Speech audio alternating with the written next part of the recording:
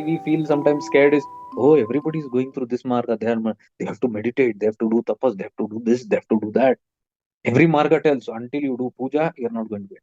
Until you read the Lalita Sahasranam every day in the morning and Vishnu Sahasranam in the night or whatever, vice versa, you're not going to get Narayan. Until you do this puja, this vrat, that upvas, you're not going to get.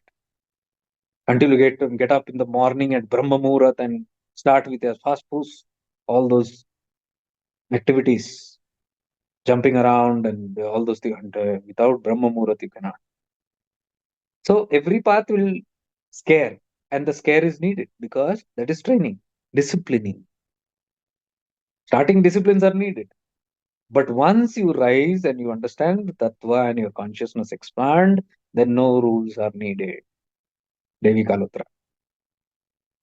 Shiva says rules and regulations and disciplines and all that are for the starters.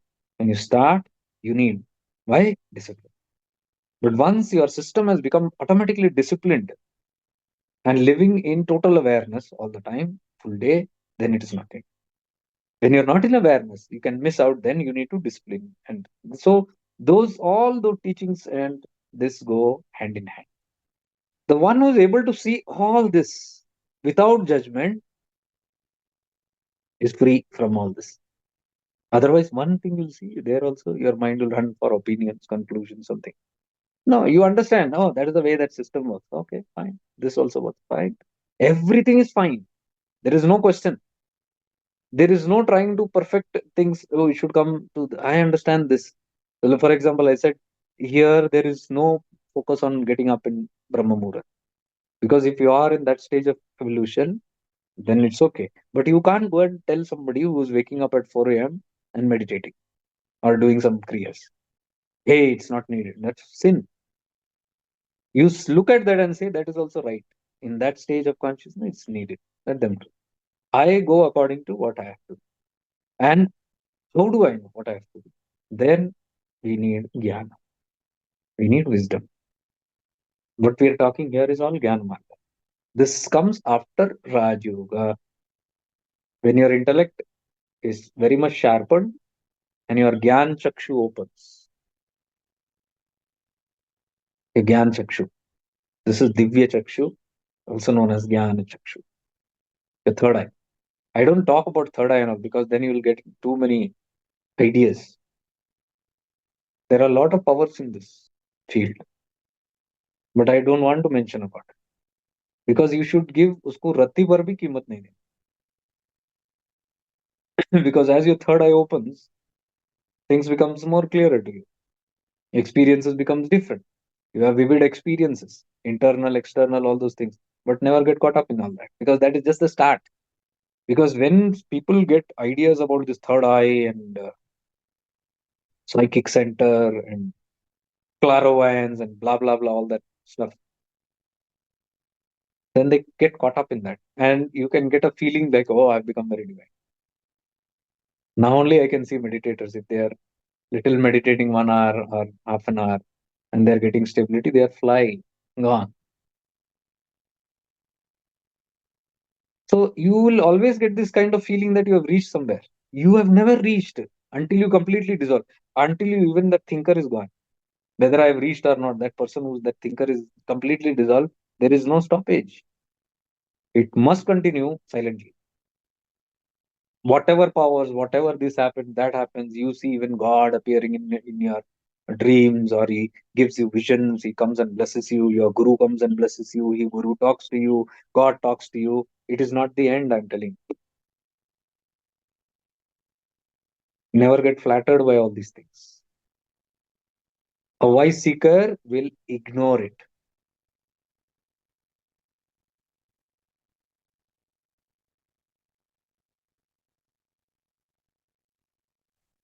A seeker who knows the truth that all this is the play of your mind. It projects, and those experiences are real, but they are temporary. So until this wisdom comes, it's very difficult. So wisdom is given by the Guru Tattva. All the scriptures are simply exposing the wisdom. All types of scriptures are there based on what kind of path you choose, which kind of category you are moving into. Accordingly, the whole cosmic system has made all bandhos. That only has become all so many shastras and scriptures. So as we come to the Gyan Marga, all these scriptures start dissolving. In the start, all is needed. Like I was saying, Agam Nigam Shastras, how to build temples, how to build yantras, the size, geometry, the science of the geometry, what happens, the power of it, the radiations, vibrations, how it affects our health, how it brings abundance. All those things are there. But what we are talking here is much way beyond all these things. So if I'm still busy in life, trying to gather money, trying to build kingdoms, trying to build my dreams, then this path is not for them. Because if anybody comes here with that, they will tumble down and go back to that zone. This zone is when you are beyond it. Gyan Marga, Arunachala Tattva is for one who is beyond, who has done enough in the world and they are now done with it. Now they have got so many kicks and so many details, so much of reality exposed that now they have a confirmation that the whole play is useless. If I say no, it is very useful for me, then this Marga will not help you. Straight you will go down. That is what Nityananda is saying. Only two Margas. When you come, Chiti comes till here. Vishuddhi, Shuddhi, Shuddhikaran hota hai. It has to move from Muladhara to Sadhisthana to Manipura to Anahata to Vishuddhi. From Muladhara, your grossness goes, your Jada Chetan goes, the ego is diminished. The I, myself, the body consciousness, body muscles dikhao, and divisions dikhao, power dikhao, Shakti dikhao, anger dikhao, gussa dikhao, glamour dikhao. This is all in the lower three chakras. You can see Jada, that is Jada, Muladhara, hard, rigid, and Smadhisthana is desires. Uh, the whole thing is about desires. All your kama. So more the desires, it's all in this zone. Desire plus that Jada, that rigidity, that I, ego, plus the desires, because the desires the ego needs, the ego only has to go and fulfill it. So you have to be in a certain way to live in this life, in this world. And plus the Manipuraka, the power, that is the ego tattva. Manipuraka. Aham vritti is there. Manipura chakra. The passionate, the rajas, that is pure rajas. Muladhara is tamas. So rajas and tamas in these three chakras keep dancing. I have to become an achiever. I have to create this for myself. I have to manifest this. I have to become successful. I have to bring this. I have to bring that. I have to produce. I have to create. I have to build an empire and rule in it and go for more securities, pull in things, pull in people. Bhoga, Bhogvilasa, completely sexual, reproductive. It's all those three chakras are samsara, the experience of samsara. Now, what we are talking Gyan Marga is about these three chakras. Simple example, the principles I'm telling you. जिसका ये तीनों तेज जो है वो घट जाता है.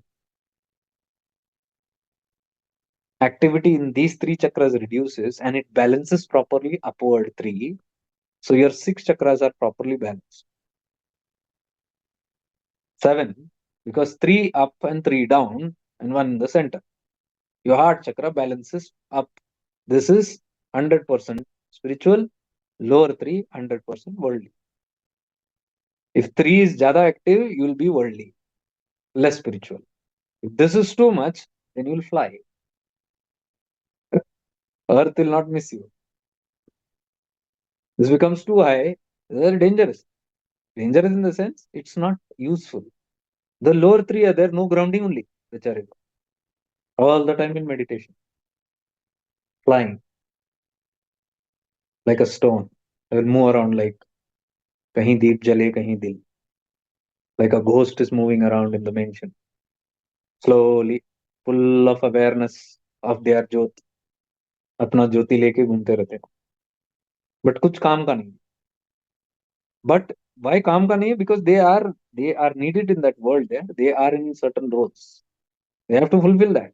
Because without that, कितना भी ज्योत लेके घूमो, you will come back again as a booth to fulfill that. That has to be fulfilled. So balance is needed.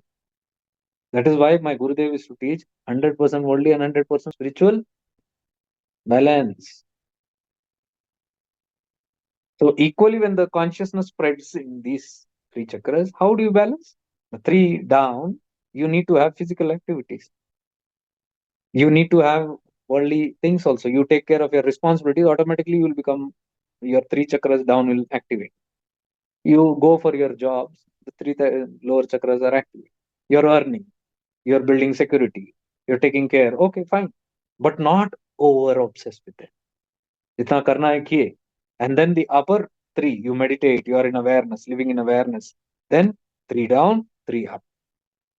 Balance properly. That balance is known as Yogastu Kurukarmani. While you are moving in the world with the three chakras down, your upper three also is activated. So you are not a worldly person completely.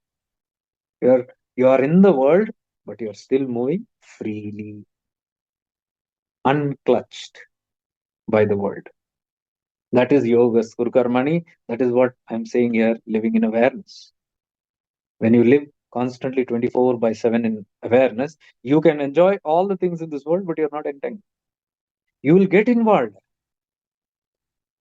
You will get involved in this world because prarabdha is running in your kota. Those who deny no prarabdha for me, only meditation, it will trouble them. It will make them, destiny will make it do. So, wiseness is in whatever prarabdha comes, you live in it.